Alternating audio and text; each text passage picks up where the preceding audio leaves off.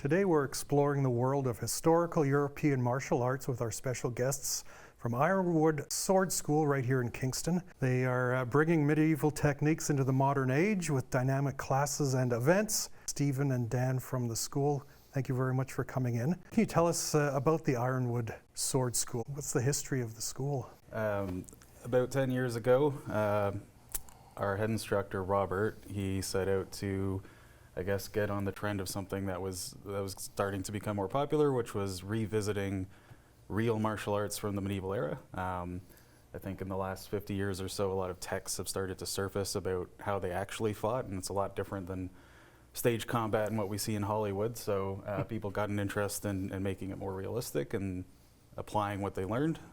So he started that school, and it's just been growing ever since. I'm calling it European martial arts, and I think of martial arts as a Far Eastern art form. What's the difference besides these great swords? With martial arts, I think anything that you do that you practice and try to hone your techniques for combat is a martial art.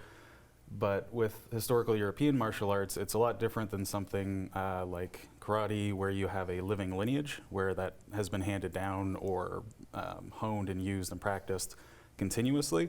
There's a several hundred-year break between when this was being practiced and studied and written down, between when it then and when it resurfaced now. So also we specify Europe because a lot of the medieval combat that we do comes from there. But we generally are interested in any kind of historical martial arts. So there is North African saber, for instance. There's other kinds of martial arts from around the world. This is just the one that we focus on. Cool. Jumping to Stephen for a moment, what are some of the benefits that you find, and maybe in general for people wanting to be practicing these types of historical martial arts? What are the benefits that you get out of it? Besides playing with a sword, which is super cool, the community is amazing. The amount of people that we see just here in Kingston, in the Quinte, where we have another chapter, but even with the tournaments that we go to in Montreal and throughout Southern Ontario, the people are fantastic, and we're always ready to help out, show off our swords and equipment, let you try this, try that. So it's been pretty amazing. Just the community that we have here within the school is fantastic as well, meeting all kinds of different people. We also get to play with different weapons. We focus on longsword, which is what I have here at the moment, but we focus on different weapons and just kind of showcase those to our students as well. So we get a wide variety of stuff to be able to use. It's great exercise and good focus. Definitely need a bit of focus when you're playing with a sword. I'm sure. You talk about the various different types of swords and weapons that you use. I'll get back to the people that are involved in your school. Who typically joins your classes? Oh, we've had everybody from kids. We do accept teenagers from about 15 to 16 years old, unless their parents are with them. But we've had people starting in their 60s, just want to learn how to use a sword.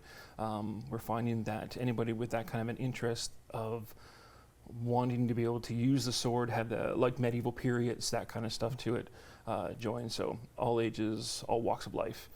It's pretty wonderful. We've only got a minute or so left before you demonstrate your expertise in this. How can people learn more about your classes and events that you have? I know your winter classes, I think, almost full, or if not, but you've always... So we attend a variety of events publicly throughout the year, Ren fairs, Highland Games, all types of stuff. But we also invite people to join our school and become regular students a few times a year through our beginners courses. They last 2 months. The next ones are in February. As you mentioned, the Kingston class is sold out, but we have classes in Quinte as well, and the doors are open there. But I mostly would recommend that anyone who wants to get the news firsthand would go to our website and register for our email list, and then they will get notified right away as soon as public workshops or classes are open for registration.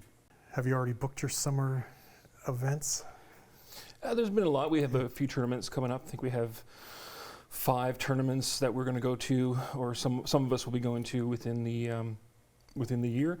We have our own personal cutting in combat, which we do just a very fun open tournament, have a lot of people come around, and then we just have our regular classes. We're thinking about doing some public workshops as well, but definitely go to the website and sign up for those. Nothing's in the works yet, or it's in the works, but it's not finalized yet. Awesome. Now we're going to get a display. Thank you yeah. both for coming in and talking about the Ironwood Sword School. Yeah, no problem. My pleasure. So Evan and Steve are going to demonstrate some plays here for medieval German longsword. At first they're going to bind, which is when two people cut at each other and their swords meet in the middle. Evan's now going to use a Meisterhau, or a master cut, which this one is called Zwerhau. He's going to cut around on the high horizontal line like a helicopter. Steve has parried it, and now Steve's going to wind underneath and set up a thrust while preventing Evan from being able to touch him.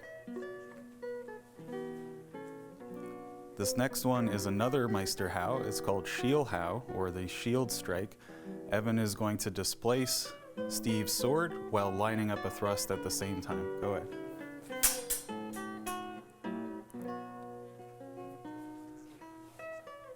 And now we're going to show you a little bit of what happens when you crash. That's when two people get too close to each other. So this time they're going to throw to the bind but walk into each other, and their hands are going to go high. Now Steve's going to turn his sword around and use the pommel to knock Evan around.